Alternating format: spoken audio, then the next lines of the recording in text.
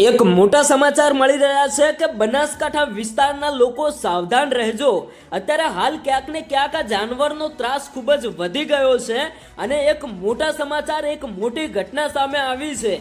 ખાસ કરીને ગુજરાતના દરેક ખેડૂત ભાઈઓ આ વિડીયો પૂરો સાંભળી લેજો।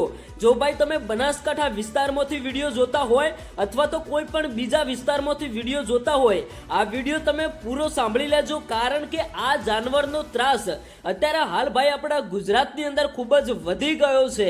અત્યારે હાલ ક્યાંક ને ક્યાંક જો ભાઈ તમે બાજરી વાઢતા હોય તો બાજરીઓના ખેતરમાં પણ આ જાનવર જોવા મળી રહ્યું છે, અથવા તો જે આપણે ભાઈ ભેંસો માટે, જે ગાયો ભેંસો માટે રચકા બાજરી વાવતા હોય એ ખેતરોની અંદર પણ આ જાનવર જોવા મળી રહ્યું છે।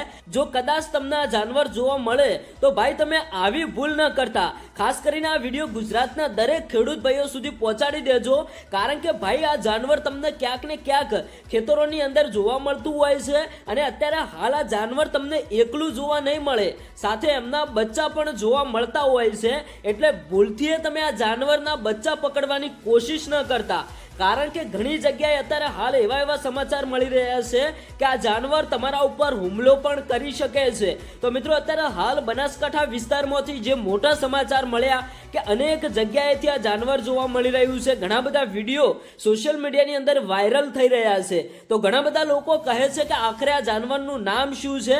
અમારા વિસ્તારની અંદર આ જાનવર તો જોવા મળ્યું, સાથે સાથે 4-5 આ જાનવરના બચ્ચા પણ જોવા મળ્યા। તો ઘણા બધા લોકોને આ જાનવરનું નામ નથી ખબર, ઘણા બધા લોકો એવું કહે છે કે આ એક જંગલી બિલાડી છે, તો ઘણા બધા લોકો એવું કહે છે કે આ એક વેજુ નામનું પ્રાણી છે, અથવા તો ઘણા બધા લોકો તો આ જાનવરને જોઈને ડરી રહ્યા છે। તો આખરે શું ખરેખર આ જાનવરનું નામ શું છે?